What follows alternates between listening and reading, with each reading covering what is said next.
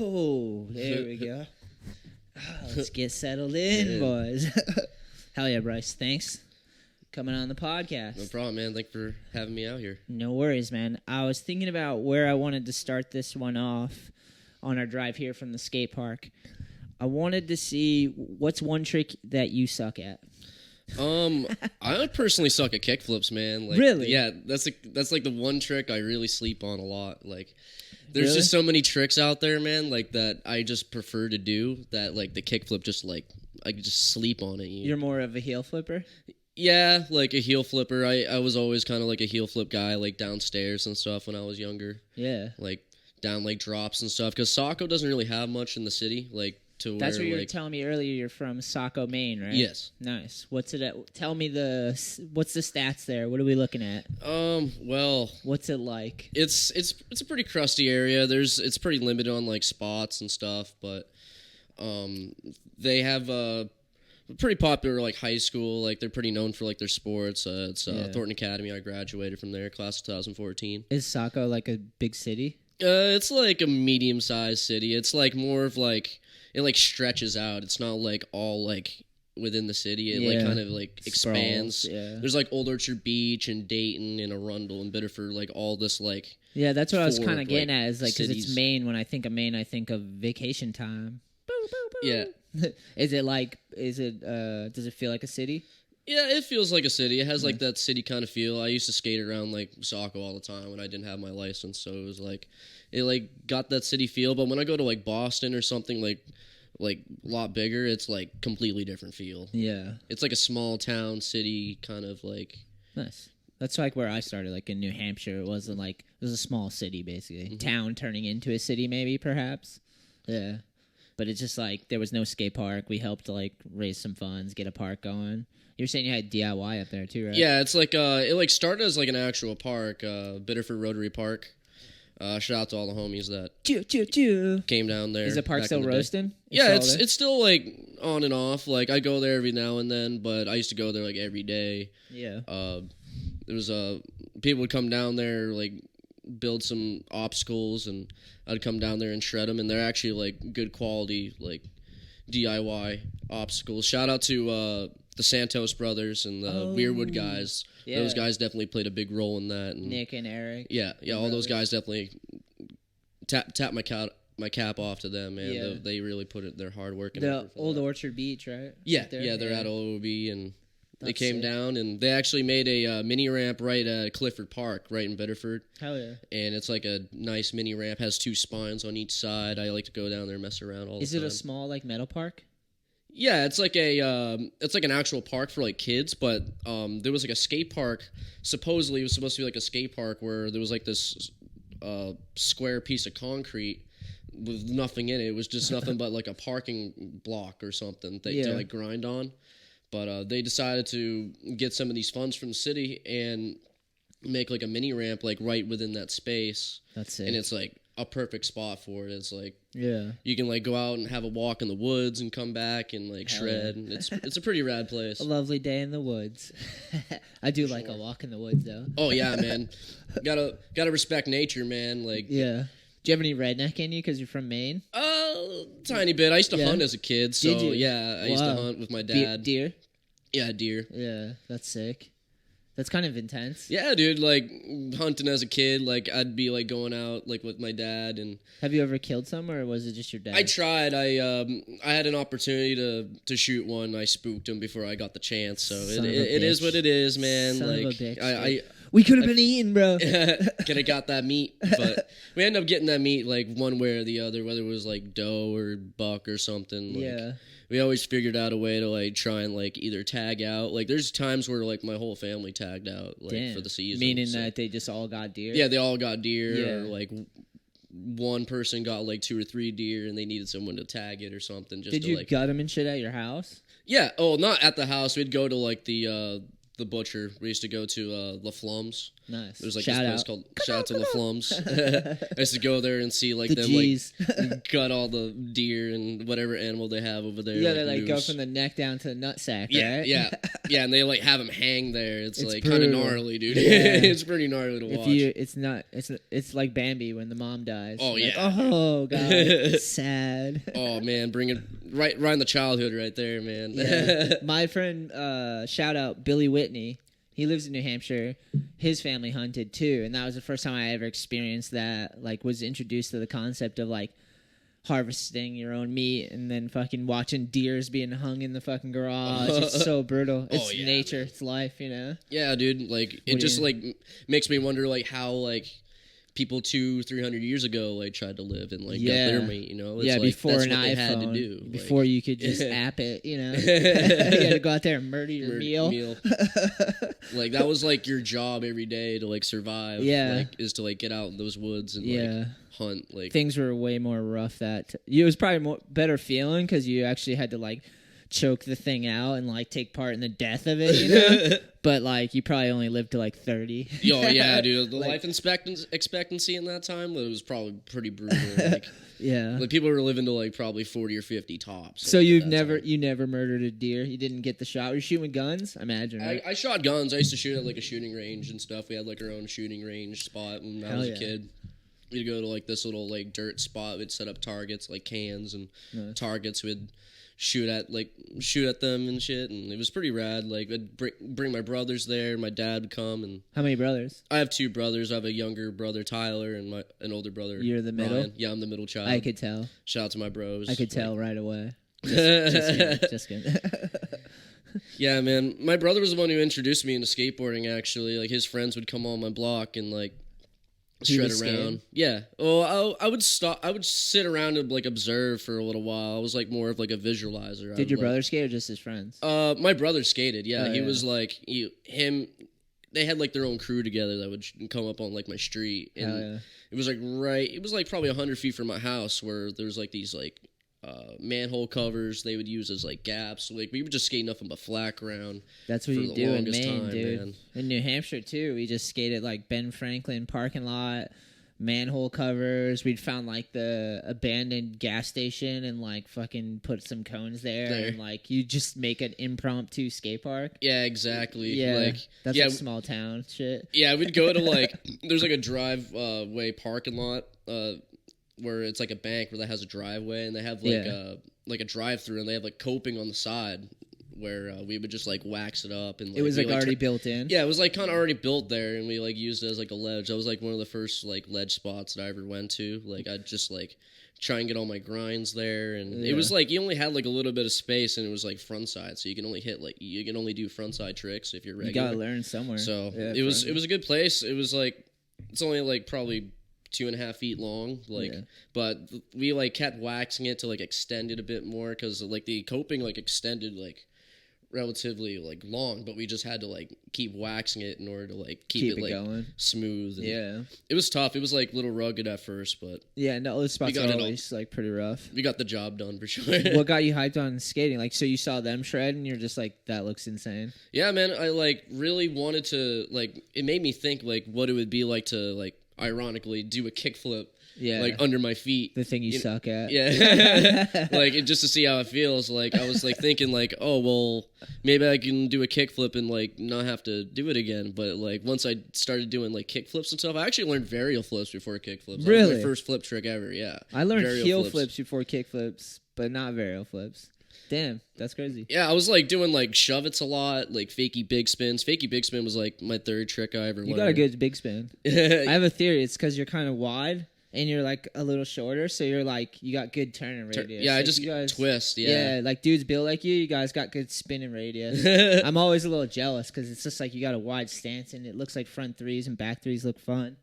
They are. It feels like I'm on a snowboard, even though I like Nice. don't really have a lot of snowboarding experience. I've only been on the hill like 2 or 3 times, like mountain wise, like an actual mountain. But like I don't. Yeah, it's kind of crazy, man. Just like learning like 180s and 360s, and just like the more you do them, the more you like are able to like really turn Torque 'em. naturally. Yeah. It just feels like feels just natural after a while. For some people, it's easier than others. I Others. realize, like, for me, it was awkward, like, turning 360 or, like, learning it. I have to, like, remind myself to use my eyes to, like, spin all the way. Yeah. Like, turning was always hard for me. And then it got a little easier as I got older, but... For me, it was, like, my shoulders. Like, it was, like, really, like, I was, like, I'd visualize what to do, but, like, I'd always have to remind myself, like, you got to turn those shoulders all the way. I'd turn them, like, I'd give it, like, half effort, and I would, like, under-rotate, and I'd shoot out or slip out. Well, you got some good spins on you, my friend. Thank you, man. Cheers. I appreciate it. What do we got what's in the cup? This is a concoction? yeah, it's like a concoction. Shout out Ganja Candy Factory. This is a dispensary sponsor that I have, and they have this stuff. They have this stuff that you can put in your drink. It's called Fizzy. It's like Fizz. Yeah. They do like this deal on Fridays called Fizzy Fridays, where you buy 4 of them and you get 1 free. Nice. And this is like some blue raspberry flavor. You can throw So it just adds some flavor to it? Yeah, it adds like a blue raspberry flavor. There's like grape. There's like... What is it, like ganja, though? Like smoking? Like it's got like... It's got THC in it, Oh, yeah. nice. All right. Hell yeah. Yeah, it's got like doses. It has like lines on like the little like... So you know exactly how much? Yeah, exactly how much. Because before I was like, yeah, maybe a little edible, but I want to make sure like it's not too intense. Yeah. Go for the ride, you know? Yeah, exactly, man. Ride it out. Yeah, 10 milligrams, like you like feel it, but it's like not too intense. So like if you... It's like you're able to function. Okay. So- We'll see. If things get off the Rails.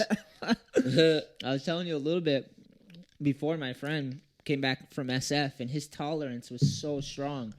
He gave me something, because I kept telling him, like, I kind of want to just, like, trip out, you know? Like, lose my mind. I was like, because I've never really I microdosed one time with D-Fuchs, Derek Fukuhara. Shout out. Shout out. We went to Street League, and we microdosed. That was fucking insane. I just felt really high. I didn't, like, trip out or nothing, but just, like, but, dude, my friend, shout out to Jeff, comes back from SF, and he's like, oh, I got something for you, because I just kept talking about how I wanted to, like, lose my mind.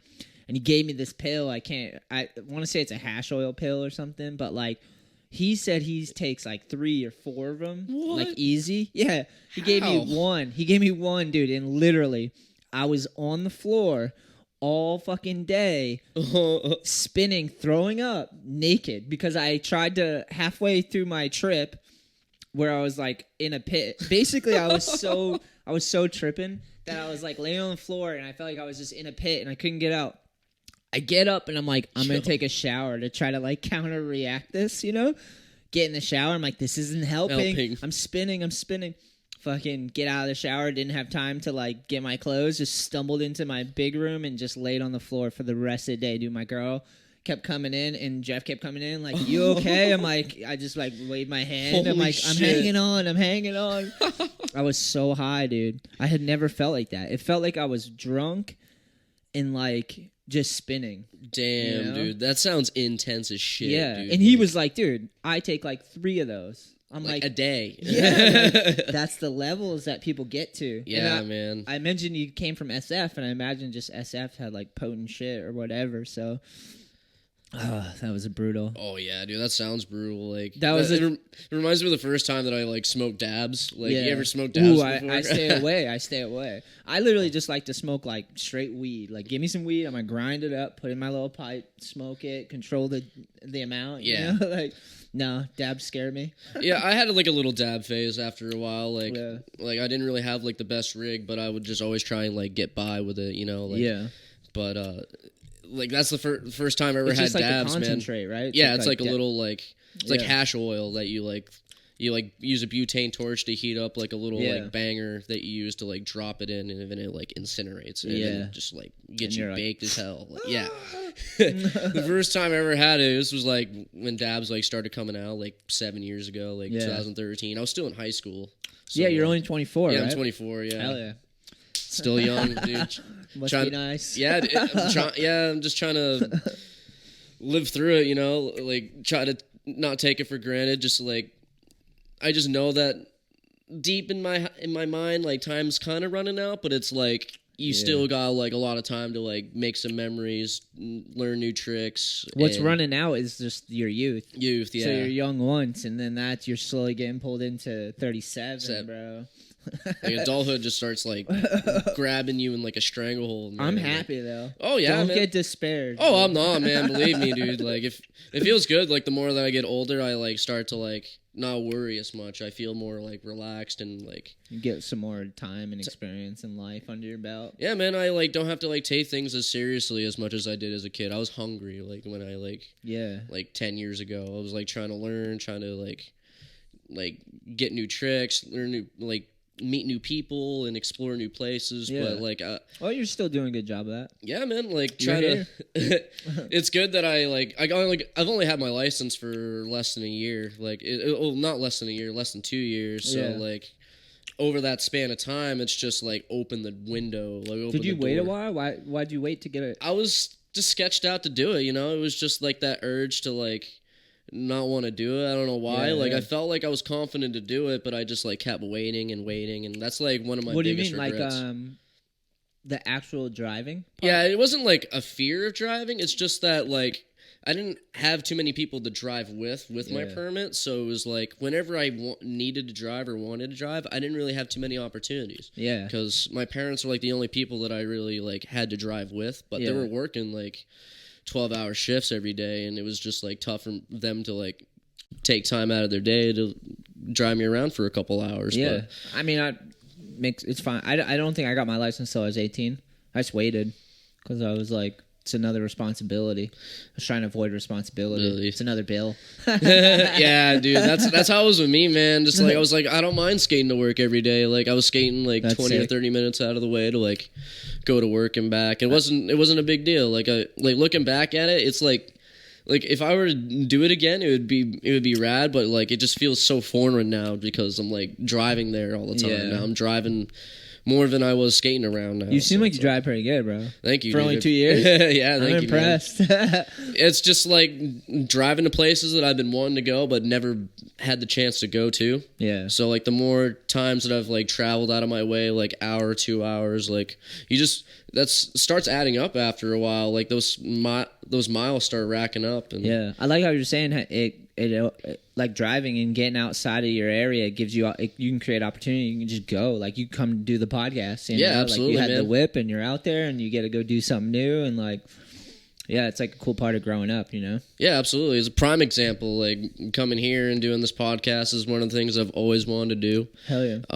And I'm glad that I'm blessed to be able to have the opportunity to come down here and do it, you know? Like, it feels great. Yeah, I always think about driving a lot because I do the skateboard lessons on the weekends, and, like, the way I describe to usually the younger ones, I'm like, it's a car. You're driving a car, so like you gotta look which way you're going. Because a lot of times they go up the quarter pipe and they forget to look because they're coming down. Yeah. They forget that and then they fall and they can't get their balance. I'm like, yo, you wouldn't just back up in a car without looking back, right? And they're like, okay, and then they start to adjust their shoulders so they can look that way and then look that way, you know? Yeah. Like, and they all like whenever I say it, it's like they all want to drive a car one day. I can see that's like a goal of theirs, so I use that as a reference point so they can go, oh yeah, I gotta try to learn this because I do want to learn to drive a car. Oh yeah, like it's a vehicle, you know. Park etiquette and like exactly. is like very good example of like looking which way, like left and right, like making sure that like you're in the clear before you make your move because like collisions, you know what I mean? Like it definitely all like correlates together if you really think about it. Definitely, because you're out in a park, you're in space, there's other people using that space, and you're on a piece of wooden wheels, so it's your vehicle. So you got to be in control of your vehicle, know where you're going, and you also have to have the awareness of those around you because they might be out of control. True. But most likely, if you look each other in the eye, you're all kind of like communicate without saying anything. You can. You know? Yeah, it takes a little while to like adjust to like people that you're not used to seeing. Like if, for example, I don't go to Edge a lot because it's like 2 hours away. So like when I go there and like see who's there and see like what routes they take, I try to like take that to thought and like see like if they're looking at me and see like my like what routes and what direction I'm going, like we're already seeing eye to eye on like what not to go, or it adds another level too at the Edge because then you got the bikers and the scooters and they have different etiquette and approaches. So it's like multiple layers of like trying to figure out where we're going. Oh yeah. Usually people figure it out. Sometimes you have a bad collision because like they don't figure it out. Yeah. You know. Sometimes that collision really like teaches you a lesson. Like like get the fuck out of the way. Yeah. Like little kids, man. Like so I mean. took a lot of like collisions when I was a kid because I didn't know any better. Me you too. Know? Like, but like I just kept learning each time. Like you stop fucking up, dude. You gotta like not get in other people's way. Not think about yourself all the time. Like I was just being a little too selfish when I was a kid. Like it's normal, but it's normal to everybody. Like they gotta like you're thinking about yourself first because you want to like learn and progress and stuff, but you got to like think of like what's around you and like people at like higher levels are going to be around you trying to do tricks that you can't even like comprehend like doing at that point in time. So it's like you got to like really take that to thought. And it's shared space. Yeah, and share the space. Like, that's why I like skateboard lessons because it reminds me of that. Because I will help someone who's a beginner find their balance, and I watch them, and they have to be completely almost like, I don't want to say selfish, but they have to be completely in the moment paying attention to what they're doing while they're standing on the board, or they're going to get hurt because it's all new. So they're unaware of everything around them. And then it's just like, so that's where I usually start. So I'm like, all right, well, let's watch our feet. Let's look which way we're going. Body follows the eyesight. Let's catch our balance, get a good foundation, figure out how to stand, get your feet wide. You got to be able to turn the thing, learn how to carve, all the fundamentals that we take for granted because we've been skating for a long time. But like, it just constant reminding of that. And then I try to get them to cross and do a lap around the whole park. And then I tell them, keep your eyes up. Like, look, like we're going to cross streams right here. You got to make sure. Yeah.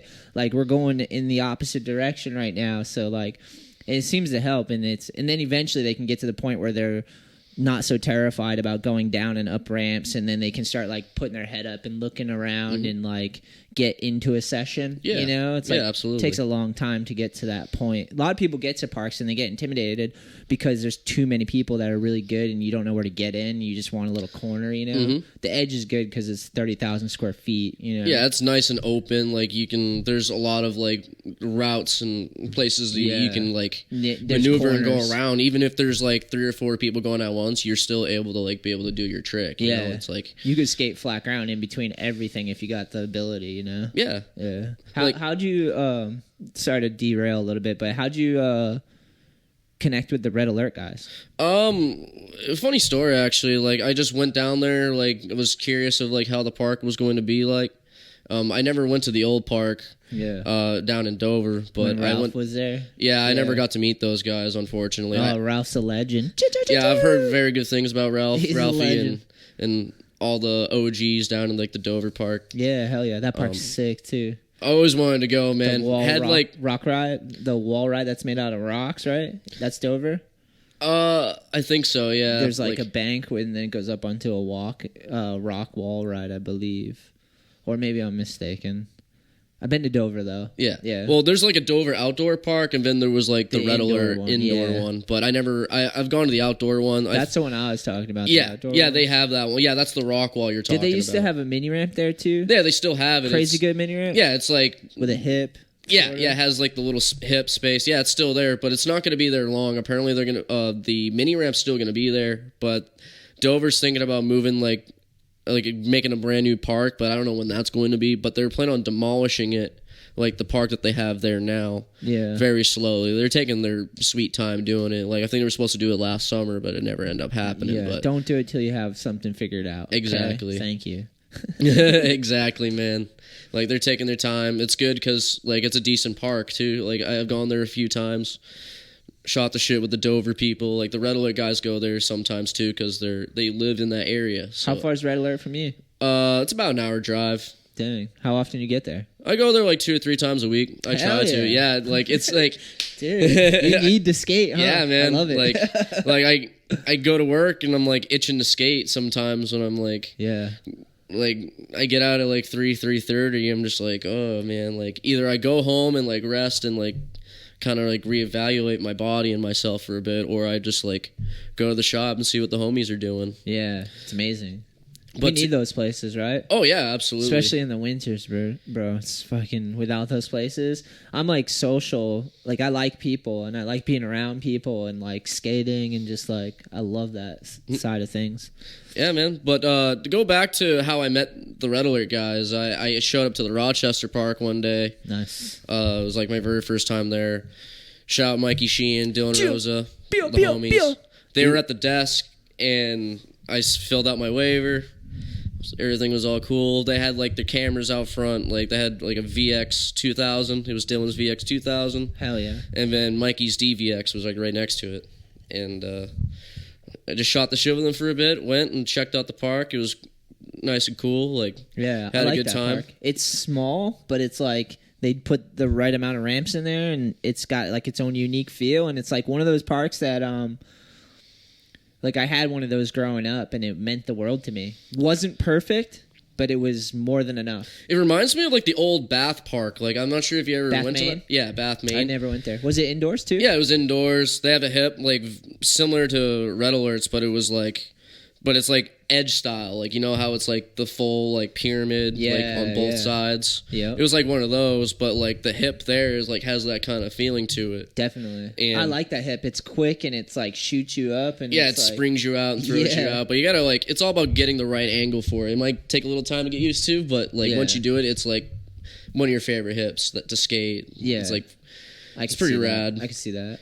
They were filming there like my first time, like Dylan and Mikey. They were filming each other back and forth, and then it just started. We ended up skating the stair for a bit. Like it was my first time ever skating the 6 stair, and I got like 3 or 4 clips like with Mikey and Dylan, and everybody was there. Like Schaefer, shout out Schaefer, and Ed, all the homies. They were all there, and they just like it was cool to like see like that they kind of like accepted me on like the first day of being there, and then like from that day forward it was just like all homies, all love, like going on trips, like just figuring out the system, just figuring out like how things worked over there, and it was pretty rad. We have good times all the time, and that's the best when it lines up, when someone comes and you just can tell they're into skating for like the same reasons you're into skating. And it's just like we're all about just skating. And everyone clicks. Like that's the best when that happens. For real, man. It was just good to like have like just to know that they're good people. Like they're really good people, and they accept who I am as a person. They keep it real, man. Like, hell yeah. Love them all to death, dude. They live free or die out there, boys. Yo! Red Alert for life, man. They do a great job too. They're always doing some cool events and like keeping it going. It's like awesome to watch, you know? Yeah, dude. There's always good vibes there. We're actually in the process of making a mini ramp. Like we're putting a new mini ramp where like the 4 stair was. Yeah. There's like a 4 stair and a hub on like the far right side of the park, and we started working on it last night. There's gonna be a mini ramp there, finished up. I think by tomorrow it'll be good to go. Like the boys are working on it as we speak. Good dude. looks, guys. Good looks. Like keep it up, homies. Like you guys are doing great. And it should be good to go. Like parks don't last without good people, so it's like you need a lot of people to like want to keep the park going, especially in the summer and spring and fall. It's like people want to be outside, you know? Like, it's just natural to be a skateboarder and want to go roam and be outside, not go pay for an indoor park, you know? But, like, if people are proactive and you build up a good community around the park and you guys are aware that, you know, everyone's just got to chip in and keep it going, and then it can work, you know? Yeah, and then for you sure. can create events and memories, and it's just, like, that was, like, a thing when I was growing up is, like, people were trying to, they're like, why don't we have a lot of people making it from New England, you know? It's like, well, winter. That was the whole winter thing, you know? It's like, they get skateboarding all year out there in California and all this stuff. And that was kind of true, but it's like we have indoor parks, so we can like keep it going. If there's more indoor parks and people are building the community and doing the work and everyone's paying their fair share, we can have more parks and we can travel. Like, it's sick that we got the Edge, we got Hive, we got Red Alert, and you can kind of venture out, see different skate communities and stuff. It's fucking cool, man. Yeah, absolutely. It's always cool to like check out new parks and see new faces, get to meet them, and really socialize and like kind of vibe with them a bit as you're skating. It's like At Red Alert, I see new faces all the time, and it's like cool to like see them come out like from like Connecticut and like other like states just to, like check out the park and like the vibe, because they like hear about it and they're curious to see like how it is over there, and it's like it's pretty cool to like know like it's like as what they thought it was, if not more. Like it's cool that they like go out of their way to drive here and actually enjoy like skating and enjoying the people there. It's pretty rad to like man, definitely. I enjoy like that. I like where we live too, because we're in New England, so it's like there's so many different states right near and different cities, and there's so many different crews, and now there's so many fucking outdoor parks popping up. Oh yeah, dude. Like on like in the summer, you could go on tour just in New England, hitting all these like brand new parks, and like film edits from every single one. You'd just be like, you'd have a checklist of parks to like, it would be never ending. Yeah, there'd still not be enough time in the day to like check them all out, because they're sick. Like around Boston, for example, there's like Hyde Park, Plymouth Park, Somerville, all these like new concrete parks that are coming out. Yeah, Lynch has been there for a little bit, but like these 3 parks have been like, they're like relatively new from like 2 or 3 years ago. Haven't checked any of them out because of like, I haven't been able to check any of them out. Hyde Park's intense. I've heard nothing but good things about Hyde Park. Like there's at least been like 10, 15 people telling me like, yo, you need to go. Like you'd love that park. Like it has like, it's like, I've seen lots of clips and footage of it, and it just looks really rad. You're only 24, so you're like... I remember when I first started skating in New England, there was nothing really. Just a couple, like, prefab shitty ones, you know? And we'd go have the time of our life, but they were just, like, dangerous, too. Might as well be DIY at some point, you know? Yeah, like, 5 years into my skating career, I wasn't really checking out parks. I was just skating in the street all the time. Street skating for life. Click, click. How many video parts have you had? Well, I've had probably like, they're not necessarily video parts, but I've had like a park part with Red Alert. Nice. That's a part that Dylan and I did. It's like all in the park, and it was all made in a month. It was it was like all with the footage from the first session that I ever had is in that video. Really? Like, like holy shit. We got it all done in like a month. Makes sense. Yeah, like from that day forward, it was like 4 or 5 clips. I'm like, yo, let's like. We should start something. We should make like an edit or a video or something. He's like, yeah, I'm down. And like started grinding every week. Like go there, like think of a trick in mind, get it done, move on to the next one. Like it was just like hard work every day, like trying to grind that out. And I like broke off trying to get like my ender for it. And I was just like, yeah, I don't know when I'm going to be back to like film for this video. Might as well just release it now, like, while we can, or else, like, I was sketched out that, like, maybe I'll come back and the footage will be too old for me to, like, throw it out there. I kind of wanted to be, like, a whole month thing, like, within, like, 3 or 4 weeks, so end up being like that, and came out good, had some Mobb Deep in the background, still shining. Shout out Mobb Deep. Rest in peace, Prodigy, dude. One of the goats, dude. Dude, Mobb Deep. I used to, when I grew up, it was all about hip-hop, dude. That was, like, my favorite. I love hip-hop, man. Like, yeah, that's good to hear. Yeah, dude, like, it's timeless, man. I love listening to, like, 90s hip-hop, unreleased, like, Tupac, Biggie, like, Mobb Deep stuff. Like, it's just rad to, like, Eminem has a new album. Yeah, Eminem's new album's pretty good. Like, I've listened to some of his songs on the track. He's shooting shots at, like, everybody. He's, like, responding to all the people that are, like, trying to, like, get their slice of, like, the beef, you know what I mean? Like, it's almost like, seems like it's just fashionable to attack him because they know he's going to come out with an album dissing him, and it's all, like, it's almost like cat and mouse. Yeah. Because he's, like, clearly, like, technically better than everyone. Oh, yeah, dude. Like, there's one song in his new album, he's doing, like, 100 words a minute or something. Yeah. Like, holy shit. I think it was I have that album. Godzilla with Juice WRLD. It's intense. Yeah, he's, like, spitting, like, 5 syllables a second or something insane, like that. Like, it was crazy. Like, the last, like, 30 seconds of the song, he's just, like, constantly, like, saying words. Yeah. So good, man. Like, I remember when Rap God came out, everyone was like, yo, this guy's, like, a legend, like, spitting, like, really fast. I mean, he came out with this stuff, and it's, like, even faster than Rap God was. It's it's just crazy. Yeah, I used to always like Eminem, like back in the day, like when he first came out, he had like some sick ass. Just the content of what he was talking about was so like the Slim Shady gruesome. days. Yeah, it's just like you're like, whoa, this is sick.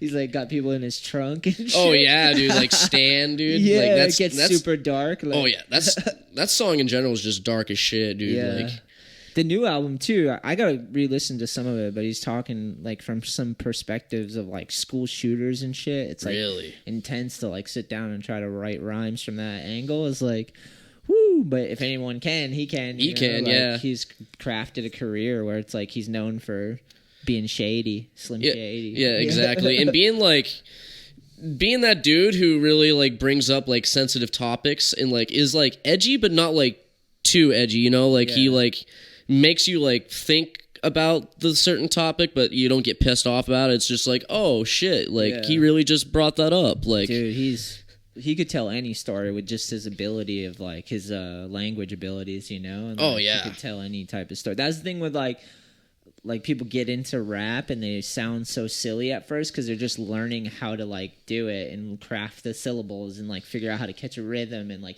they don't actually have the technical ability to tell like a big complex story about anything, you know? Yeah. So they get into it. It's easier to get into rap with just like a trap beat and then like a couple words and just try to make it sound hooky, you know? But like someone like him, it's like he's a fucking master of that. yeah, he's like a pioneer. He's like one of the last ones to like really like like a lyricist, be like a lyricist that writes their own stuff, produces like some of his beats as well. He's like somewhat of a producer too. Yeah, I'm sure. And he's just an entrepreneur too. Like the guy just does a lot of things for the rap game. And this is the Eminem where we suck his dick. Yeah, I know, right? You're welcome. Yeah, but he is. But he's yeah, killing dude, it, you know, it's crazy. For real, man.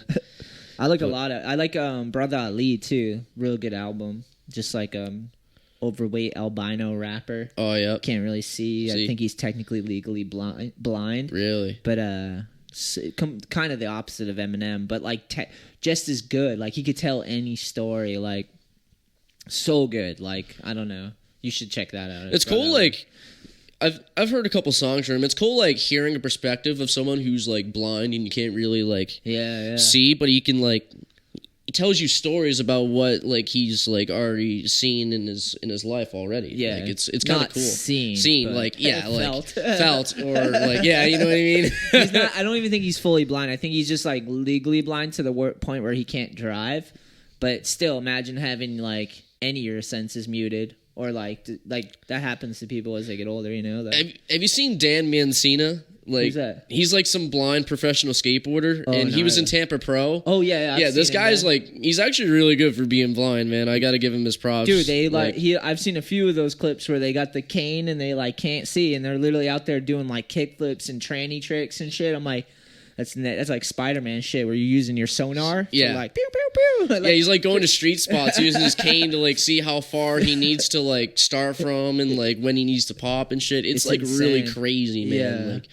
Yeah. Like hearing like what his process like is like step-by-step process to like get a trick, like no matter what obstacle it is just absolutely insane. It's incredible, dude. It's what we do, but minus the sense. Yeah, which is insane. He like I can't even imagine that, man. Like, just, like, not being able to see and just using a cane to just, like, see, like, how far away you need to pop. And, like, you can't even see where you're going, man. Like on the last podcast, me and Gun were talking about, like, blacking out and still riding away from tricks. Oh, yeah. I've been trying to trick for, like, 2 hours, and it's scary, and you're like, I'm either going to slam or make, and you just, like, kind of black out. And then you look and you're riding away. Every trick for those the dudes without sight, every trick is a blackout. Oh, trick. It's literally a blackout trick for them. They're just hanging on the whole time. There's like, intense. Am I riding away right now? It's all feeling, dude. Yeah, that's great. Yeah, I've had that happen to me a couple times where I've like blacked out on like a trick. Yeah. Where it feels like my eyes are like rolling in the back of my head as I'm like riding away, but like it's just me just like, oh my god, I'm actually like processing what happened. It's like when you restart your computer, like on a PC or something, you hit the reset button. You're back. It's like that happens, or like when you blow a fuse, or when it like your whole block gets like blacked out and like the whole power ends up going off and it shuts back off, shuts back on, it turns back on. And you're like, You're just like, whoa! I'm riding away. My board's under my feet. sometimes it's just like it takes that to get to the land, you know? Like stress yourself just out. digging deep and just using that adrenaline as like fuel to like keep it going. Like you probably don't feel that, you might feel that pain just a little bit at that point in time, but it's like you're probably not going to feel that until like hours later. Like you might as well get it done while you're like in the moment. I can't tell you how many times I've been there and I'm like trying the goddamn trick and it's something that's scary and I'm just like, it's a matter of me managing my energy before I get too tired to actually commit to it. Oh yeah. And then that's when it happens, when you're just like, you're inching closer, and then you're just getting to the point where you're exhausted, you're running out of energy, your legs are cramping. And you're like, and then that's when you black out and ride away because your mind's like, no, and your body's like, we're still stuck in repetitive mode, and you just ride it out. It's like your brain was in the way, and then it just shut down and made you ride away. Basically, yeah. You know, like you ever played those video games where it has like the health bar on top? Like it's like your stamina bar is just like getting lower and lower, and you can see it in your mind. You like know that you're like draining. You only have like this much left. Yeah, but that like, causes people to freak out. Yeah. But you're just like, oh man, I know that I only have like a little bit left to do in this. I only got a little bit left in the tank. You like try and use that to like the best. I'll of your even ability. call myself names. I used to like stop being a bitch. Yeah, like fucking sack up, dude. You got to do this now. You know?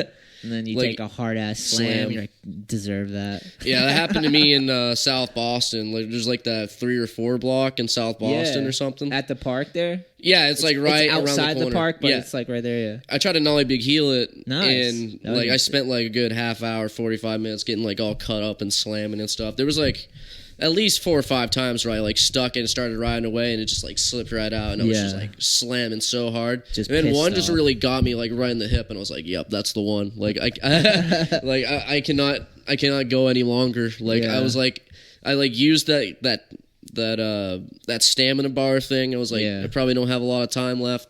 Went for it all, stuck it, and just slammed. Like when you slam and slide out, it's like usually a delay. It's like you like land and then slide. This one was just land, boom, right to the ground, straight hip. You didn't even catch yourself. Oh yeah, nothing. That's when you know you got to call it quits for the day. I'm like, yep. Accept defeat, go home mad, shower up, know that you have to go back now. Yeah, you're like, I hate myself. Every beat. That's when it's not the best. And you're just like pissed off, sad, bloody, and in your own sweat. Your pants are ruined. They're probably ripped. Your shirt was white. I don't know why you wore a white shirt to the that session. day. You got a big shit stain. What looks like a shit stain on the back. What's funny is that I did wear a white shirt that day. Of course, dude. It was all fucked up, dude. I had to change up. Dude, skateboarding can be such hell sometimes. It's unbelievable. Oh yeah, that spot is like dirty too. It's like it collects all the dirt. You had to like sweep it up and stuff because it gets neglected. I've only been to that spot once, so it's like I've seen it in videos in the past, but I can just tell that no one really goes there that much. Yeah. So it's like glass shards and like rocks and all this shit. It's like all over the ground. Literally, I tried to ollie it first thing, put my hand down right on a glass shard, started bleeding. Like, of course. Every attempt, I had to like go over to my towel. I usually pick up like a towel. I'll snag one too. Kids in with me. Talking about bleeding and skateboarding, boys. Oh, yeah, dude. Of course that happens, though. That always happens to me. I'm super excited. Get to the spot. Like, yo, we're going to get this in 5 tries. First try, you fall. Hand goes down. About a chunk of glass that you just didn't see. It's just big enough to lodge itself into, like, some meaty part of your palm. And you're like, all right, well, there goes all my fucking enthusiasm. The fucking sails have stopped blowing. And now I have to dig this piece of fucking glass out of my meaty-ass palm. The worst. Dude, that's literally how I felt, man. Like, I usually bring a towel when I go in street skating, in case that shit happens. Good idea, yeah. I had to, like, pat my hand every attempt, dude, because it was just like of course leaking down my hand after every try. I was like, fuck, dude, I'm gonna start getting blood on my shirt. I did end up getting blood and that fresh all white over my tea. pants and shirt. It was fucked up, dude. Yeah. That sucks. But it's all good. I brought a spare shirt at least, so it was good. I had a feeling that like I was gonna ruin that white shirt at some point in the day. Chalk it up to part of the game. Oh yeah, man. Been there, bro. It's the worst trying to pull shit out of your, like, gravel out of your palms, glass out of your palms. Someone came up to me the other day at the park. Gavin came up to me, and he had the biggest splinter under his fucking nail. Oh, shit. Yeah, he said he was waxing the ledge, and there was a little sliver sticking up, and it went back under his fucking fingernail. Way. Yeah, like a horror movie shit where you're just like, you gotta pull this huge stick out of your thumb. He was fine, though. It's just going to take, like, 6 months to grow out, you know? Yeah, that sucks, dude. That happened to me one time. Like, there's a couple times where I, like, had to have my nail fall off on its own to, like, have it grow back. I was skating Rotary one day, and they have, like, this small, like, ledge there that was, like, I used to, like, grind on all the time. It was probably, like, not even a foot high. That's good. So I was just, like, learning all my tricks and basics and stuff on it, just, like, messing around. And I think I tried to do 50-50, front 50, nollie big spin out, and it flipped a little bit, and it, like, karate chopped my big toe, like, and instantly turned purple. It took, like, 4 weeks for it to, like, fall out, and it took, like, another, like, 7 to 8 months for it to grow back. Yeah, like, it's intense process. It happened in, like, October. And I went to Woodward, like, that next, like, August. Woodward East? Yeah, Woodward East. I went there a couple times. Hell yeah. And it was still, like, in the process of growing back. It still looked all fucked up. It's brutal. Dude, I've had a broken toe now, Bryce, for about 6 years. Like, really? It gets better, and then I fall on it again, and it's a whole rehab thing. It's to the point now where I don't even think about it because I think I got past it. But, like, literally for 6 years, I'm just, like, every time I'd skate, I'd have to ice this thing, kind of, like, try to pull the toe back into line because it was, like, all the other ones are, like, good soldiers, you know? This one toe is just, like, where the knuckle was, where it broke. I didn't go to the doctors or anything because it's just, like... There's only so much they can do with a broken toe. I got or a broken finger, sticks, you know what I mean? and fucking gotta do it. Splint it, yeah. They want to put a pin in there, you know? Oh, yeah. That's what I imagine. And then you're out because you have surgery. I just dealt with it. It's fine now, so I don't recommend that. I'm not a doctor, but... Yeah, that's how it is with my knees. I have, like, pretty bad knees over the years because I used to skate, like, stairs. That was, like, my big thing back in the day. Like, I was just skating... I would skate flat ground, and I'd just try and bring it to something big. That's just how it was. Yeah. There was, like, barely any ledge skating when I was growing up, so, like, over time, I just, like, kept, like... It was mostly taking all flat the ground impact. flips and drops. Yeah. For a long time. You're man. a beast, bro. Yeah, up until I, like, started going to, like, parks, like, more, like, Portland Park. When that started opening up, like, back in 2011, I believe. Yeah. I think it was like fall 2010 is when it came out. I remember going there the first time with my buddy Maxwell. Rest in peace. Homie Maxwell. R.I.P. And I went there, dude. We got baked as shit in my buddy Billy's car. Billy Megan, shout out to him. And we, like, smoked in his Impala. We, like, smoked, like, 2 or 3 joints. Sounds cool. It was like this kind of weather, where, like, wasn't too hot, wasn't too cold. It was a little breezy, and show up in, like, fucking sunglasses. I don't know why we, like, skated in sunglasses, but we just looked goofy as shit, just, like, skating the park. Because your future's too bright. Bright, yeah. That's Chris D'Elia. He wears the sunglasses. It was like it was like cloudy like this. It wasn't even like that bright. We were just fucking kids, like fucking around the park with shades on. Yo, who are those dudes all with the glasses on a cloudy day? My buddy Billy was like standing there with his like arms crossed like a fucking bodyguard. Like it's a fucking album cover. Yeah, dude. Like looking like Biggie with his arms crossed. Hell yeah. While Max and I are just like fucking around the park, laughing, getting the giggles from being so baked. Perfect. That's my favorite days. Oh yeah, dude. I miss having the giggles. Oh, dude, don't. We can have giggles right now. Oh yeah, dude. All right, we do have questions from online, so I'm gonna pull out some of those. Word. I'm going to answer Goonan, though, because Goonan's moving in. So running a bit late, you're going to be home. Yes. Come whenever. Yeah, I do have a couple questions from online, so we should try to get to those. Oh, okay. Amstein Skater 911. What up? Anders, this is my homie Anders. He says, what's the best place you've ever skated before? Ooh, good question. Well... I've mostly been to like parks. Like I've gone to Camp Woodward a couple times. Like that place is like heaven on earth. East only, or East only. Yeah. What'd you think of it? It was beautiful, man. Like the people there. the obstacles, like everything outside of camp. It was just like it's like all grass fields that are all mowed, so it was just like sick. It was just for miles. It was just like mowed grass, and there's like you're surrounded by the Pennsylvania hills. Yeah, Amish people too. Oh yeah, Amish people riding around with their horses and carriages and shit. Yeah, dude, you're like in the middle of Amish country. It's like 8-9 hours out there. It's like 7.5 or something. Okay, yeah, from like my house, but like I flew out there. Like I took a flight from Logan. Not Logan. I went from Portland to Philadelphia. Yeah, State College. Yeah, that's where you fly into? Yeah, you fly into State College, but you have to get there from Philly first. You have to go to Philly in order to get to State College. No shit. Philly sucks, dude. Philly airport is rough, man. Oh, I imagine. Like, there was... any big airport like that is intense. Oh, yeah, dude. 2 times I've had to... My flight either got canceled... Oh, my flight got canceled twice in Philadelphia. Jesus. 2 separate years, like, it was like back to back. One was going back home the first year. What happened was my flight got canceled. I was there for like 6 or 7 hours. Had to like take this other flight to Washington, D.C. Yeah. End up going there. I slept on the plane. I woke up like as we're touching the ground. Like the wheels are hitting the ground. I wake up.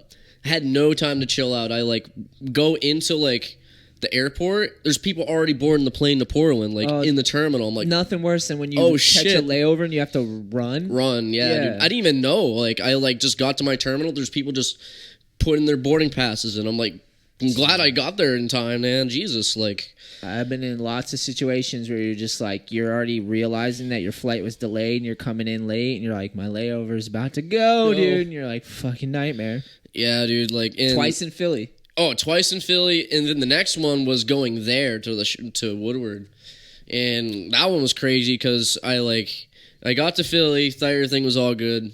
I'm looking at the plane that I'm about to go on, like looking at the plane that is going to Woodward, and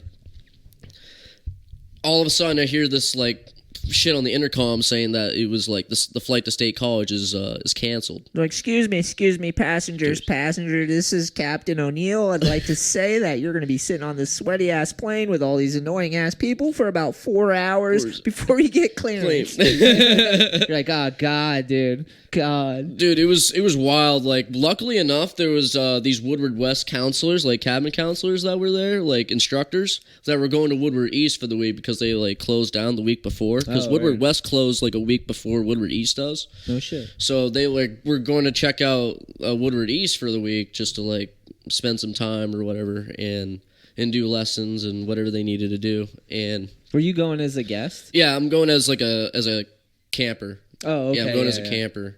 And they show up, like they were there, like they were supposed to go on my flight, and then they like go up to like the desk where like the desk is like 100 people long. They're all like trying to figure out where the hell to go. You're like, all fucked. You're all fucked. Yeah, they're all fucked. There was trying to figure out like if there's any public transportation to get to like their destination and shit. But come to find out, there was like no planes, no flights going to State College. So it was either stay there and wait for the next flight or like figure something out with the Woodward transportation. And luckily enough, I was with these like Woodward instructors from Woodward West that like got a hold of they did the Woodward. All the work. Yeah, they got a hold of like the Woodward drivers, like the ones that like pick you up in like the van at the airport. And this trooper drove all the way from Woodward, like all the way from the camp. How far is that? To Philadelphia, 3-hour drive. Damn. 3-hour drive from Woodward all the way to Philly to pick us up and then drive 3 hours back. Damn. Just to bring us like to the camp. Volunteers sometimes. Yeah, dude. Like this guy like volunteered. He told us like someone's dad. Like, yeah, man. Yeah, it was like somebody's dad, dude. It was crazy. Like, I'm little Chucky's dad, and I'm picking you up, boys. Sorry about the flight issues. I'm like, yo, man, you're a trooper. I was like thanking him like almost the whole way there. I'm like, yo, that worked out super good for you. Oh yeah, dude. But it was good because like it's weird over there. Like you have to wait until like 7. There's like an orientation that they have before you skate. I was gonna if my flight actually went through, I was gonna go there. I was gonna be there by like 2 or something. Yeah.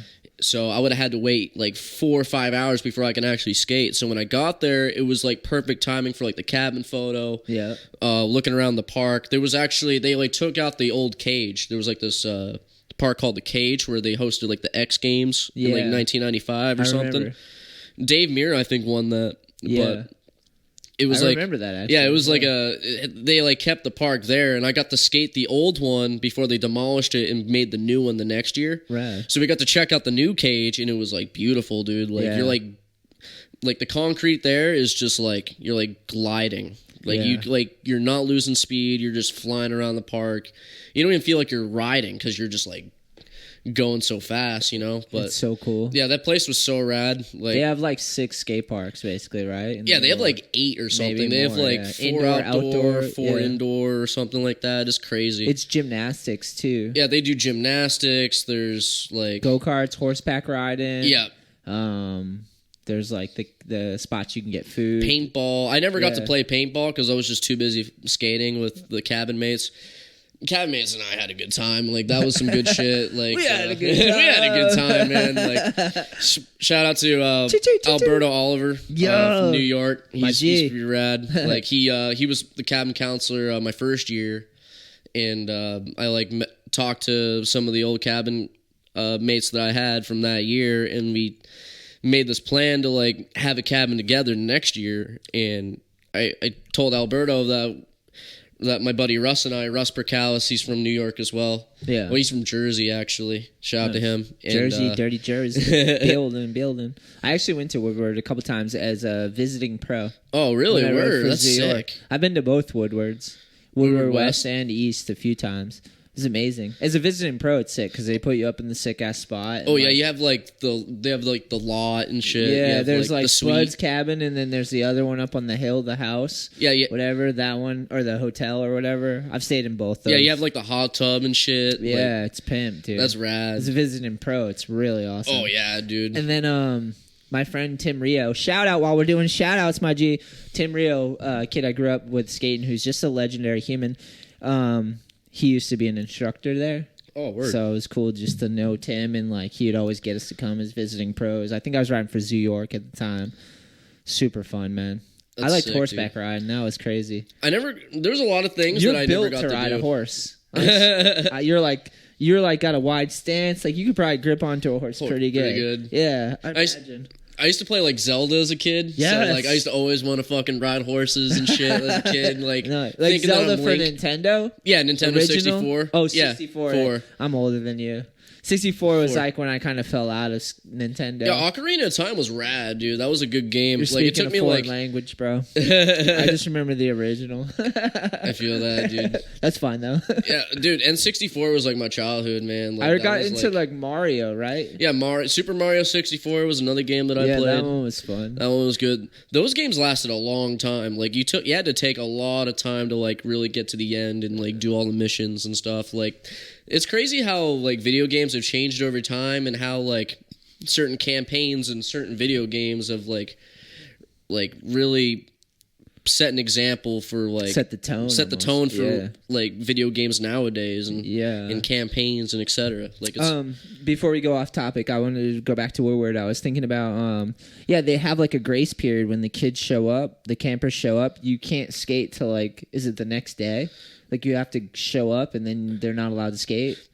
You have until like 7. It's like Sunday at 7 o'clock is when like you start skating. Yeah. But in the mornings, like, are you talking about like in the mornings, or are you talking about like when you get there? I remember that like there was a policy, so when all the campers would show up, they're all too excited, and people usually get hurt. Yeah, there's like an orientation. Yeah, so they like put you through the ringer before you even get a skate, so you calm down a little bit. Because kids show up to Woodward like, let's fucking go. Oh, yeah. Yeah, they like give you like the walkthrough of like the whole park, like to like the tour, so that you like don't get the urge to like go and do it. Yeah, that was me my first year, man. I like went around, did the whole tour myself, skated around and shit. Got hagged out by somebody that was working there. Got like, what? Hagged out. What's like got hagged yelled at, and like I've never heard that. Hagged out. It's like more of like a main term, it seems like getting yelled at. Go for it, man. Like nice. I've been saying that for a long time. My buddy Maxwell actually like introduced me to like he hagged out. Yeah. Yeah, when your parents hag you out, they fucking Hag you wring out. your neck and shit, dude. Yeah, chill, motherfuckers. Yeah, dude. I wouldn't say that to my parents. Maybe. But yeah, dude, I got yelled at by like one of the cabin counselors, dude, and they're like, "Yeah, you're not supposed to skate yet," and I was just like, "I don't know, I don't know what goes down here, man. I'm Can't new. help it. Can't help it. I'm sorry." Eight parks. He's like, "You don't have your helmet on, and you're riding around. What are you doing?" Like, Dude, they gotta like, do that. I'm sorry, dude. When I go to the Edge, I do that to kids, and they think I'm serious. But I'm not even working when I go to the Edge, I'm not even really working. I'll just do lessons independently, but I'm not on the clock or working with them.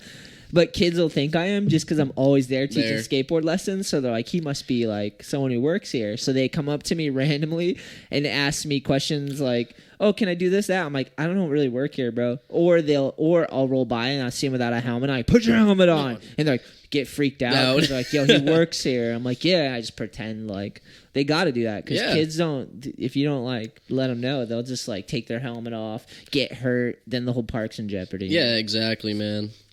Okay, so the question was, what's the best place you've ever skated? We went off a tangent on Woodward. Would you say Woodward, or what about street?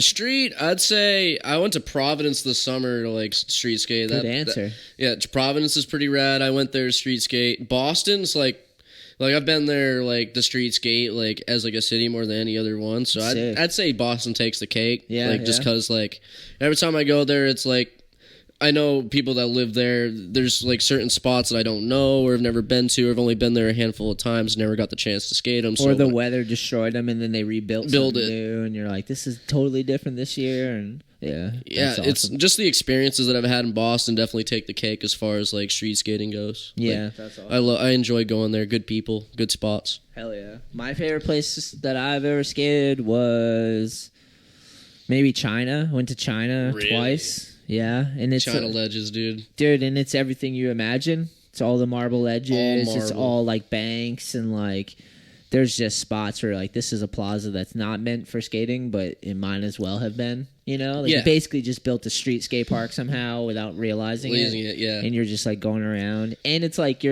when I went, it was like over a decade ago, but it was just like skating was still sort of new to them. So like people would just gather around. You'd feel like you're putting on a demo. Because they don't know what it is. They're just watching you like try a trick for an hour and a half, and then you land and there's like 40 people cheering for you, and you're like, and you can't even speak the same language. You're like, what the fuck? This is so crazy, you know? That, and then just going out of the country is pretty wild. Just seeing how other people live. It's not the same as you, and you're submersed in it. It's like just makes you realize there's other way to do things than what you're used to, you know?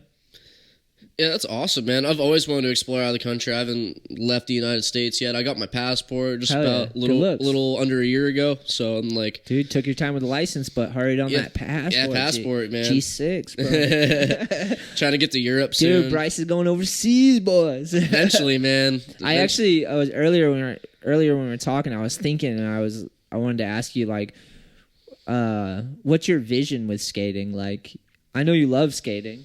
And you've been doing it, and you like working on videos and filming stuff. Like, what would be your objective? Like, if you could do things with skating in like for another 5, 6, 10 years, like, what would you want to do with your skating, or where would you hope it would take you, or like, what do you think about skating? Well, I kind of use skating as like I've like grown up with people that are like older than me. I'm always used to like people that are like that I looked up to, you know, like and I kind of want to like be able to do that with like the younger generation, like inspire others to like step up their game and like use like my skating as like an example of like hard work is really like really important. You know, you got to really put in your hours and time and effort to like really get to where you need to be. That's like that Mamba mentality, Kobe Bryant, you know what I mean? Like rest in peace to Kobe. Like used him as like his mentality as like an inspiration to like really keep grinding and do that. And that's what I eventually want to do with like the other generation, is just like the younger boys, is to like the younger boys and girls to just inspire and like kind of like have them like have a good upbringing, like something that I didn't have or close to what I had, you know what I mean? And that's good. That's awesome. I eventually want to like bring back to the skateboarding community, like give back a bit more, like eventually have like a company maybe. Hell yeah. Like my brother and I had our own like company back in the day, like shortly after my buddy Maxwell passed away. It was called Flare. Flare, nice. We like sold sunglasses, we sold boards and Sick. stuff, and it was pretty rad. It was a good thing for like a good year and a half. That was just you and your brother together? Yeah, it was just my older brother and I. Max's dad played a role in it too. Like he helped out, like bring some of the product in, and like that's awesome. And we sold it. We sold some product. It was a good time. We just like kind of dropped it after a while. It was definitely a good experience to like.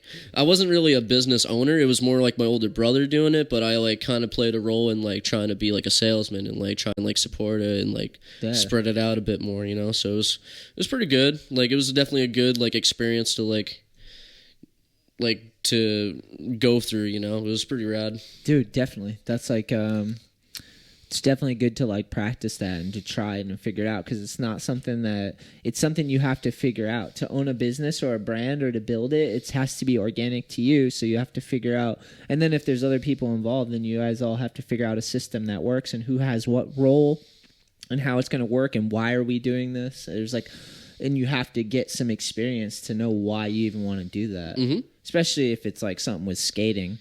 Like for me, it took me, I had to go out, skate my ass off, dream about getting hooked up so I could get paid and travel and just skate. That was like my dream as a kid. I was like, you know what? I'm going to be 18 and then I'm going to be working a job.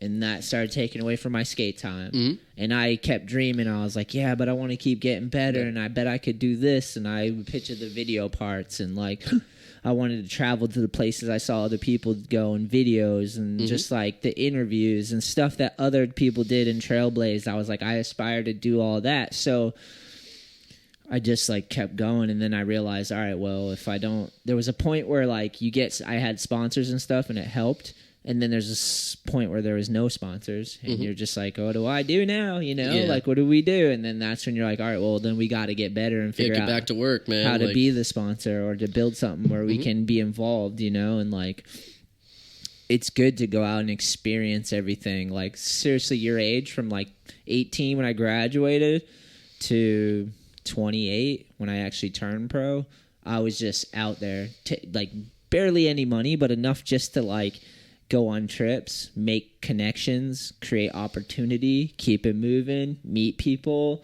had people supporting me and like helping me get tickets or pay entry fees or give me a couch to sleep on, but support the dream and the vision, you know? And I was like, because I was much like a lot of skateboarders, I was dreaming about maybe having the name on the board one day or a shoe or like even just a steady paycheck so I could work on my skating and not have to worry about my necessities, like where I'm going to live and how I'm going to eat, and actually be like an artist in some aspect. Some people can do that through competition. They compete in the competitions and they're good at that. I never was good at that. I don't know. How do you do in contests? Well, I actually just competing at a young age. Like I used to bowl as a kid. Like hell, did you? Yeah, I used to bowl. You look like a bowler. You got like a good build for bowling. Really, that's funny. Get the wide shoulders. Like. that's funny as hell because awesome. like I used to compete against my older brother in bowling as a young kid, like 4 or 5 years old. Damn, sick. I did it until I was like 8 or 9, but my mom would get us into these like bowling leagues. Really? Yeah, in Saco, like Vacation Land Bowling Center. It's not a thing anymore. It's been gone for like a couple Perfect years, name, 2 or 3 though. years. Yeah, Vacation Land Bowling Center. So good. I'll never forget that place. We used to host like birthday parties and shit there. And do you ever roll a turkey?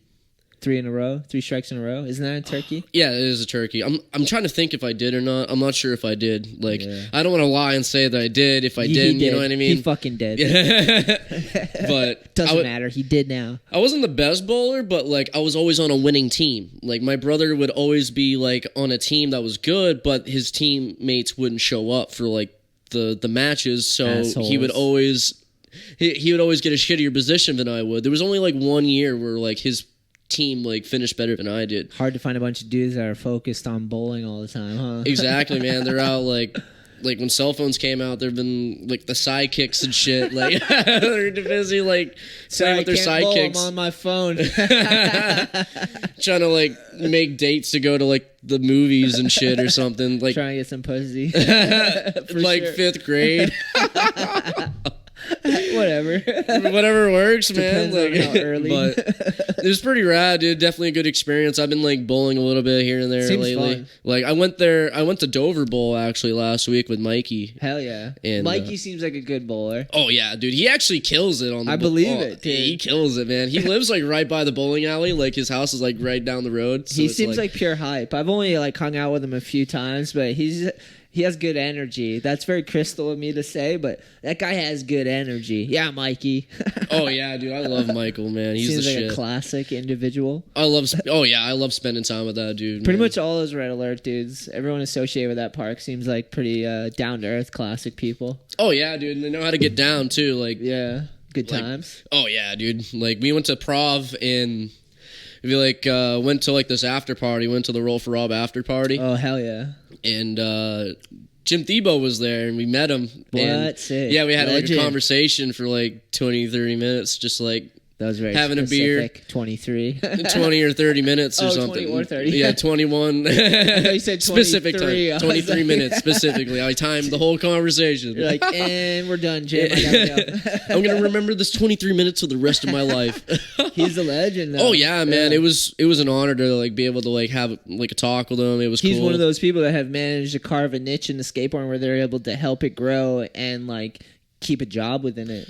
Just amazing and unbelievable to do, you know? Yeah, my buddy Jack Lombard, shout out to him. He's one of the Red Alert riders, and he actually wanted to go introduce himself to Jim, and I went up to him with Jack, and we introduced ourselves. We like shot the shit, and he remembered me from the Roll for Rob event, sick. during the after party. So him and I made eye contact, started walking over towards me. There was no seats around. I fucking pulled up the seat for the legend. I was like, "Yo, man, you deserve everything and then some, man, for what you've done for the skate community, dude. Nice. Like you're the legend, dude. You're a man. You're the man, dude. Yeah, like, you're the that's reason awesome. why Roll for Rob and Real and all this exists, dude. Like you're the fucking man, dude. Yeah, you're like, definitely a big part of it. like I definitely like told that to him, and he like really appreciated that too. It was cool like to have a good conversation with someone like that. That's like those are the dudes that inspire you because they're older, they've been doing it for so long, and they've managed to find a way to keep skateboarding in their life and play a role in it. Mm-hmm. And I feel like that's what a lot of us want, is like we want to be a part of it together with other people, you know, have your own little persona and be able to network and all do awesome stuff within skateboarding, you know. And he's one of those dudes that have been doing it for a long ass time, for sure. Oh yeah, dude, super down to earth guy, man. Yeah. Like he was really cool to talk to, for real. That's sick, man. All right, we'll go back. Word. Let's keep it because I want to make sure I get them all.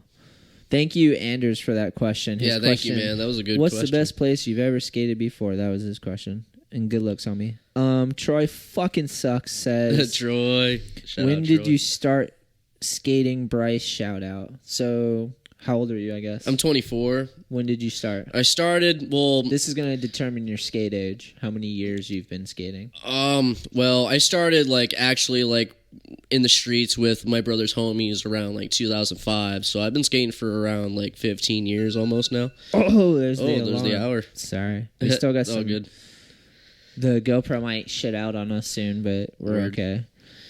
15. So Yeah, you're it's 15 in skate years? Yeah, in skate years, You're barely a man, bro. You still going through puberty in skating. Yeah, man, more than half my life, dude, has just been Good for you. towards skating, dude. And I kind of did a little bit when I was 5, like I brought up earlier when I was at Rotary, and I dropped in and like I ate shit thinking that I was like good enough to like test the waters and try it on like a 10-foot half pipe, but I wasn't good enough. But You definitely should on I a like- 10-foot. I like wasn't ready. I was like skating a Walmart board. I didn't even have like a proper board for it. I don't even know what I was doing, but Yeah, you were just juiced. yeah, I was just like trying to learn at like a very young age because my older brother was doing it. And he was like, my mom was like taking us both to like the skate park to like ride around and do whatever. Yeah. And so I don't really count those years that much because like I didn't really do much at that time. So like it took me a little while to really get back into it again, like reintroduced to it. Yeah. When my brother found friends and stuff, like in his grade, I was always hanging out with people like within his age range. There's always people like 2 or 3 years above me, and I was always like getting all this knowledge from people that were older than me. So it was cool to like be able to stick around that. Yeah, it goes back to like what you said. You wanted to help out kids below you, like get it hyped on skating and be an example of someone who's like kept skating in their life and is functioning. You know? Yeah, absolutely. Like I definitely take like all their tips, so everything that they've like helped me in skateboarding to heart, and like I try to like spread that to the masses, to like people that really like deserve that knowledge and respect, you know. So because they like if they really put in the work and they like show it and they like come out to the park and like are respectable people, then like the whole world is yours, you know. Yeah, like, who knows?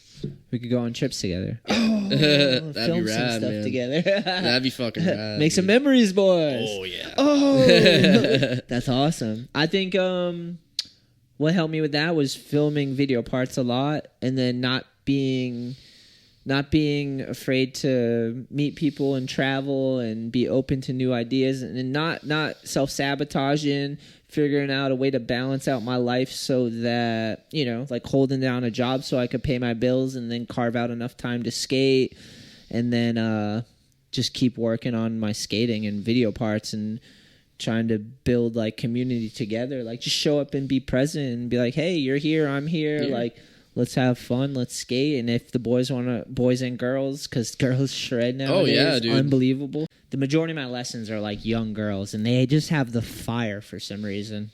I'm not sure what they're watching or what's inspiring in them, but they're fucking inspiring me for sure. Oh yeah. Do you see it? Yeah, I absolutely see it. I see it in like contests too. Recording. Thank you. Yeah, I see it in like contests too all the time. Like Street League. Like there's like this little girl, I forget her name, but she's like 12 or something, like 10 or 11. Yeah. Like, and she's like dominating the competition. Like she's like competing up against women that are like in their 20s and like have been established for years, and she's like going full swing. Like I was watching right at the it. Do Tour online, and there was multiple like 10-year-old girls, a lot of them from Asia, that were just killing the contest scene for sure. It's insane. Yeah, X Games, Do Tour, like all those like competitions really know how to like really pick like the talent and like show it to the world. Like they really do a good job with that, and like, and it helps them out with their career to like get them to bigger competitions later. If you're good at like my whole thing with competition is some people are built for it and other people aren't. And skateboarding's complex enough that you know, some people can be like Nyjah and compete and do street. Other people are more just street, introverted. Maybe they just skate for fun. Like skating's so complex, you know. But for some people, that's like they need that outlet of those big contests. And yeah, a lot of Brazilians made a lot of money, and Canadians. They come to America and do the Do Tours and catch. They take like $1,500 home each time, like win $1,500, and then just like stack it, or like $3,000, go back to their country and like have a good amount of money to do something with. It's pretty sick, man. Oh yeah, dude, like Ryan DeCenzo, Mickey Papa, TJ Rogers, all Canadians that are just like rippers, man. I've met Mickey Papa, and he's actually a really cool dude. Yeah, he was at Woodward East, and he like rolled up on the sesh when we were skating a mini ramp. Hell yeah. And he was really rad, dude. Like I loved the whole experience, man. He was like down to earth. Like he was like saying that he like didn't really have that good of like a transition game, so he was like very humble, and he like, but he was killing it, dude. You know how Mickey Papa is. Unbelievable. Like, a guy like shreds like every obstacle in his way. Like unbelievable on the skateboard. All right, so the way I wanted to kind of round this out is just to kind of touch on this real quickly again. Just I mean, I have more questions, actually. We can do some rapid fire real quick. Okay. Let me see. Just so we can get to them, because I think I forgot to do all the questions. All right. All right, when did we start skating? We covered that. Did you vote for Trump? I did not vote for Trump. There you go. I actually didn't vote at all. I didn't vote at all. I didn't want to vote for Hillary or Trump. I was just like... Out. Like, out. I'm outie. Like, you're going to have your politics. I didn't vote for him either. Skate, destroy, rebuild. So skate, destroy, rebuild. Here's the 3 parks: Burnside, Navy Yard, Prov Park number 2. I don't know Prov Park number 2. Is that the Trinity? I think so. I think Let's that's the newer pretend. park. I Yeah. like let's do Trinity. So Navy Yard, Trinity, or Burnside. Which one would you for skate? Which one would you for destroy and rebuild? I'd say Trinity, man. Like Trinity's a good. Which one? Skate, destroy, or rebuild? Which one? Skate. Skate. Yeah. Okay, so Trinity's skate, pretty rad Trinity. to skate. I've been there. Which one would you destroy? Troy. Burnside or Navy Yard? Oh man, that's a tough one, dude. Dude, you gotta burn some bridges, bro. You gotta burn a park, which sucks already. Yeah. I'd say destroy. Navy Yard. How dare you? You're going to hell, you Judas. I've never been to Navy Yard, actually. To be okay. honest with you, I Fair enough, though. Yeah, I've never been to Navy Yard, Fuck so I kind of like feel that. But actually, rebuild Navy Yard. I'll take that back. Okay, Rebuild nice, Navy Yard nice. into something better and destroy Burnside. Good. There you go. Yeah, there you go. How about that? Yeah. I'm going with Bryce's answer because that was a sabotage answer right there. It's a sabotage question. Yeah, all those places are awesome. Oh yeah, dude. I would skate Burnside just because I haven't been there in a long time. I would destroy Trinity only because I know we'd rebuild. And rebuild fucking Navy Yard for sure. Word. We'd rebuild both the other ones. You don't really want to destroy any fucking park. Dude. I wouldn't destroy any of those places, man. They're all like Keep 'em. sacred, and you know what I mean. They're like really good places to skate. All right, here's a good one. Gems. Here's a good one to go out on, and it kind of touches on my thing. We'll do this one and then a final one. Sam on the 710 says a message to all the kids that are starting to skate. So like nowadays, if some kid is just like gets the spark, what do you say? I just say keep doing it, man. Like keep like grinding. Like if you think that it's like too hard or like things get difficult, man, like try and like think positive about it. Like try and get like other friends or find people that do the same thing that you do, and like really like kind of roam around the streets together, have a good time with it, and then you'll eventually progress, and you'll realize like what like skateboarding really is to you, and then you'll find your love for it eventually, and you'll enjoy it a little bit more for sure. Hell yeah, solid. That's solid. And I'd mirror that response, but I just add on like skateboarding is fucking hard. Oh yeah, it's and difficult. It's a challenge. Man. Even if you think it's easy, you might be mistaken because there's too many different ways to do it and styles and too many stances and like it's just hard. Like keep going. It's meant to be hard. It's all about digging deep, dude. Yeah, like, it's supposed to be a challenge, right? It's not supposed to be that easy. Finally, 5 years. If you could aim out into the future 5 years, where would you like to go with your life and with skateboarding?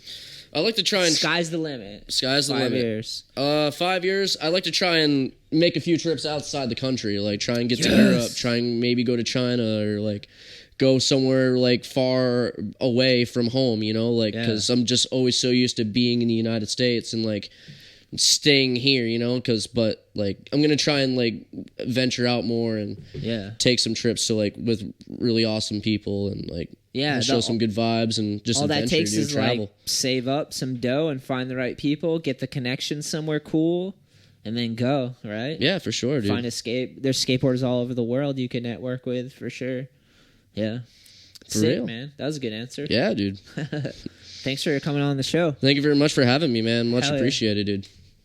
Hell yeah. And I'm glad we got a shred a little bit today. Yeah, dude. I appreciate that sesh too, man, for real. Also, before we go, is there anyone you want to shout out that supports your skating or is just a good homie or anyone? All right, I'd like to shout out Red Alert Skate Shop, Ed, all the homies out there, Mikey, Jack, Dylan, all those dudes, Red Eye Supply Co., Taylor Perrin, all those homies out there that represent Concord and Manchester. Keeping the dream alive, like indoor parks, small brands. Oh, yeah, dude. Trips, filming. Ganja Candy Factory. Shout out Jer, Remain for supporting my skating over the years. And hell yeah. Really hooking me up with the good stuff. So that's awesome. But, yeah, man. Shout out to all the real homies out there, man, for real. Like, hell yeah. Support my skating, I support yours, dude. That's all that matters. Hell yeah. All right, till next time, my friends. Peace out, brothers.